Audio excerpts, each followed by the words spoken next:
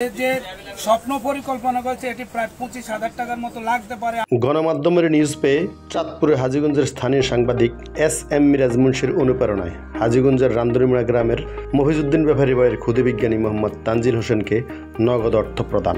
দর্শক, হাজীগঞ্জের ক্ষুদে বিজ্ঞানী তানজিল হোসেনের দৈনিক নতুন নতুন উদ্ভাবনী চিন্তাধারা ও তার আবিষ্কার দেখে সত্যিই মুগ্ধ হবেন। ক্ষুদে এই বিজ্ঞানী তার নিজস্ব চিন্তাধারায় তৈরি করেছেন স্পিডবোট, জাহাজ, মিউজিক, এমপি প্লেয়ার, বাস, ট্রাক ইত্যাদি। তার এসব আবিষ্কার দেখে উৎসাহ দিতে এগিয়ে এসেছেন হাজীগঞ্জ বাজারের বিশিষ্ট মোবাইল ব্যবসায়ী সয়েজ মোবাইল সেন্টারের স্বত্বাধিকারী মোহাম্মদ শফিক। তিনি উৎসাহস্বরূপ কিছু নগদ অর্থ প্রদান করেন। এছাড়া সাংবাদিক এস.এম. মিরাজ মুন্সির সংবাদ প্রচার ও অনুপ্রেরণায় তানজিলের মতো আরও শত তানজিলের আবির্ভাব ঘটতে পারে।